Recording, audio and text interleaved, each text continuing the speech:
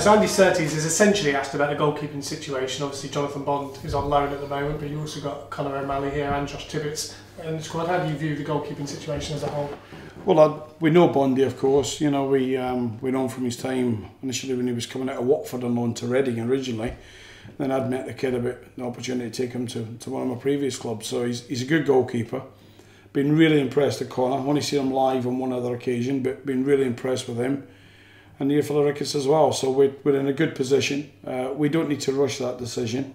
But you know, Bondy's on loan. We'd rather have permanent goalkeepers, but we understand it's difficult for us given the finances and given the type of money the boy earns. But we like him.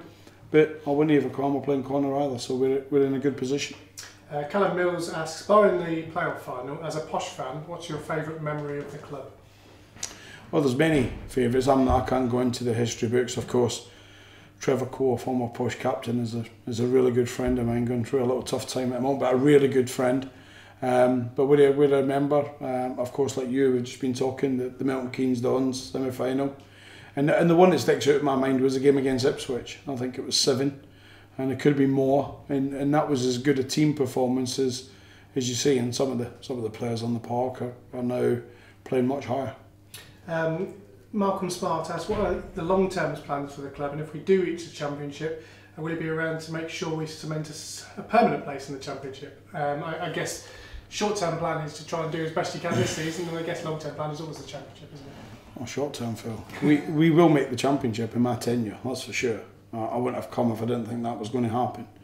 And we're going to do our best to try and make it happen this season, although we have a very realistic chairman. You know, the chairman has his views, and some you like, some you don't like, but you always respect him because he's the chairman. But he's very ambitious to see us in the Championship. So am I, and I wouldn't have come here. So the Championship will happen. Will we stay there if we get there?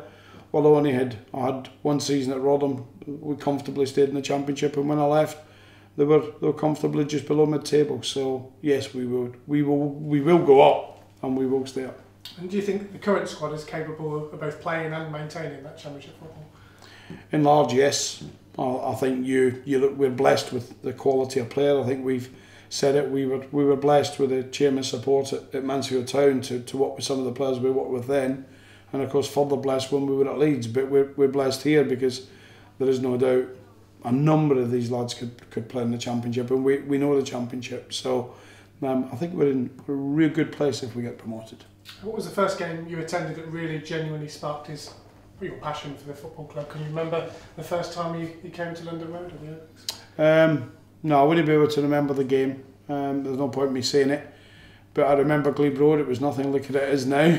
The stadium was nothing like it is now. I remember standing on Glebe Road myself. Yeah, and that's where I watched my first ever game from. And I can remember it was an evening game under the lights, and I got the bug.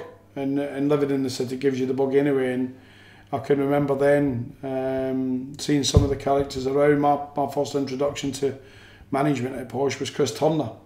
And I went and off my own back, went and watched Posh train many times when they trained next to Thomas Cook just off in 47. And I went down time after time and watched him train, and I loved it. And my love grew from the first day I watched him and ever since. William Tilbrook asks, what's the ideal routine for a pre-match warm-up? Well, I think more and more now there's a lot of dynamics involved in the stretching programme, but you have to have them ready to go up into match intensity.